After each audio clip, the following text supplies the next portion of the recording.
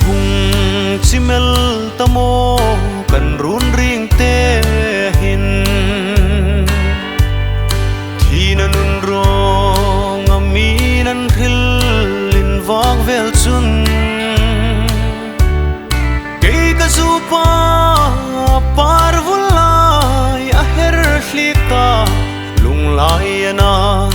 an phal theino zu pat la fam chang di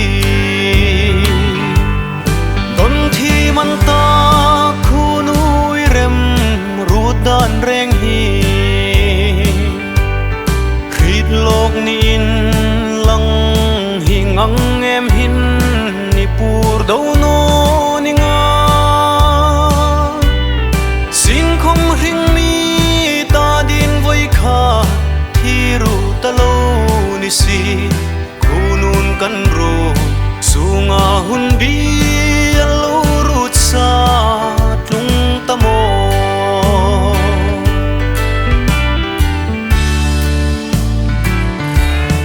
zu pai la hun no pi lei run thim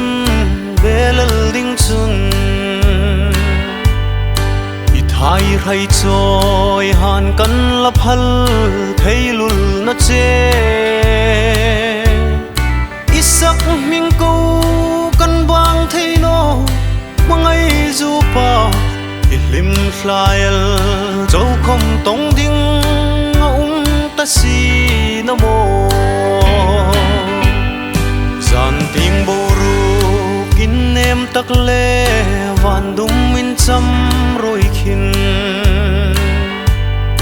kei kaum khu sot suk zul tu nan chang zo ta leng dang hai khir chang an zu pa trang nem belin kei ru chu ka zu pa trang nem building a sino don thi man ta khu nui rem ru dan reng hi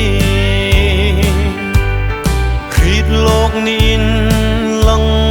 hi ngang em hin ni pur do no ni nga sin khom ring mi ta din voi kha thi ru ta lo ni si kunun kan ro sunga hun bi alo rut sa tung tamo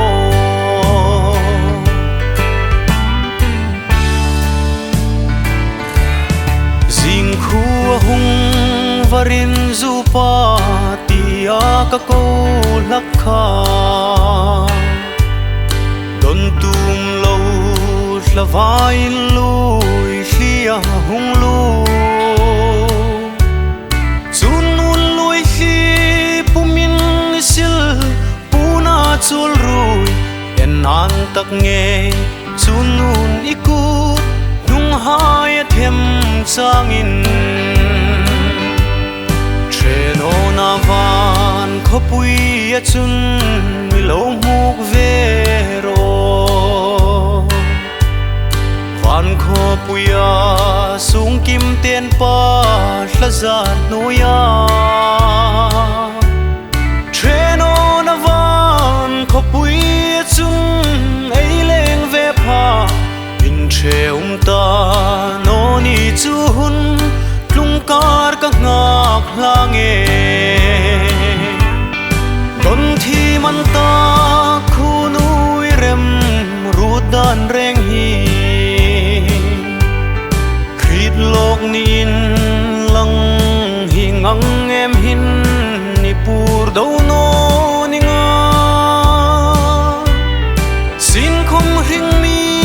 ta din voi kha thi ru ta lo ni si kunun kan ro sunga hun bi